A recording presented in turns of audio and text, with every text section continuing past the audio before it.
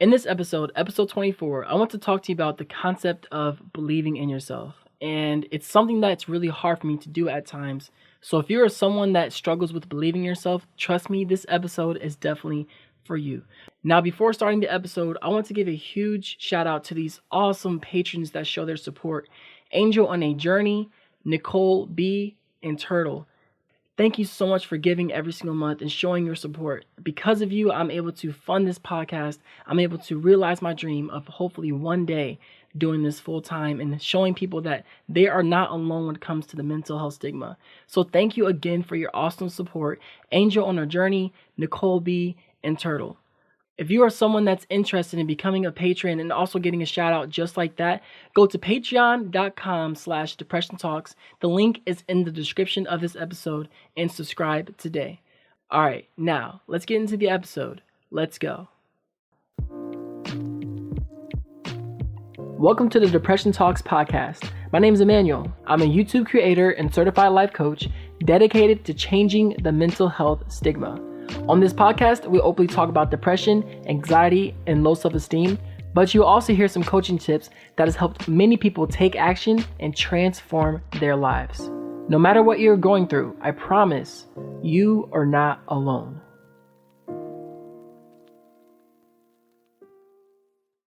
Now, as always, I'm going to be honest.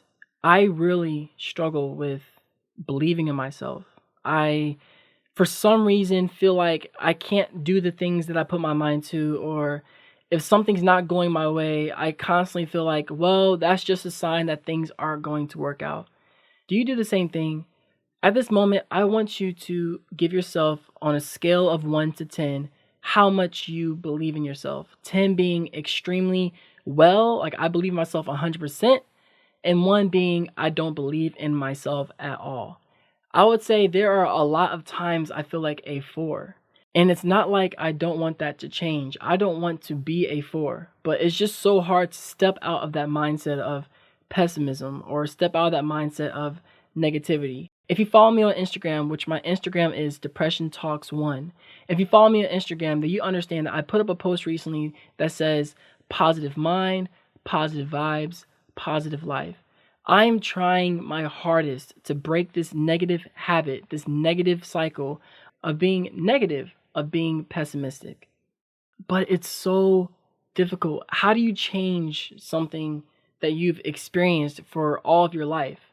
Now, I don't want to make this a whole entire sob story about how I don't believe in myself, because there are times that I do. There are times that I feel like, you know what, I am going to do this. I am going to get through this no matter what happens. Even though the situation sucks and is negative, I'm going to get through this because 1, other people have made it through in the past, and 2, I've made it through things way worse in the past. But that doesn't mean that the negative thoughts don't seep in. I was talking to my girlfriend, and we were going back and forth about our dreams and our goals and our ambitions.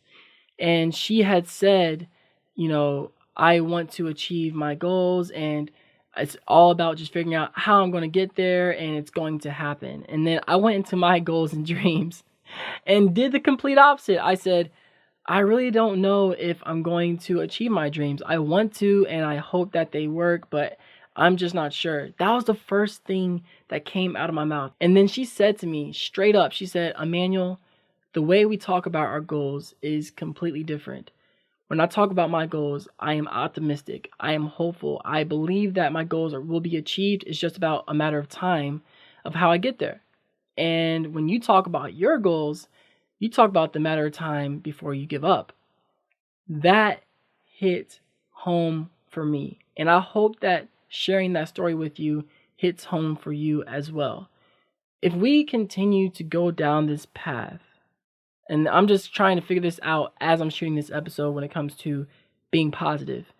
If we continue to go down this path of pessimism, of negativity, of not believing in ourselves, not believing that things will work out, if we're going through rough situations, we don't think we're going to make it out. If we continue to believe that, then how can our lives change for the better? And if we continue to believe that, aren't we attracting negative things into our life? I know this is getting deep, but I truly believe that if we don't work on our mindset, if we don't work on trying to be positive or do positive thinking and trying to be optimistic, then all we're going to continue to attract in our lives is negative energy and negative things. All we're going to feel within ourselves is negative. Now that makes me ask the question, what happens when we believe that something will work out and it doesn't? That stuff can be devastating. I hate when that happens. That's why I always used to say it's better to not believe in something so that way when it doesn't work out, you don't get hurt. But then I realized I'm hurting myself just by having that mindset because I'm not being hopeful for anything. There's nothing wrong with believing in something and being let down because there's a few things that happen when you're let down. One, you become stronger and learn from it. It's a situation that you grow from instead of bringing you back and bringing you down. The second thing that happens is you actually become even more hopeful. You're like, okay, it didn't work out this time, but I'm believing that next time it's going to work out. I just know this is going to work out. And you become more hopeful and more positive and more optimistic about the situation. Or what I tend to do is when something negative happens, I say, well, that's it. I'm giving up and I'm not going to continue to try. That is something, again, that we have to work on to get out of that mindset. Those first two things that I said that can happen when something negative happens is what we need to try to become, what we need to try to work towards. But if I'm being real, how do we do that? How do we work towards thinking more positively? I think there's a few things that we can do. One thing which I always suggest is writing a mantra. And a mantra is something that you read every morning and every night before you go to bed. And you read it and it's something that reminds you to make a decision or a psychological change. So for example, a mantra to try to build a positive mindset could be, I'm going to think positively even if negative things are happening.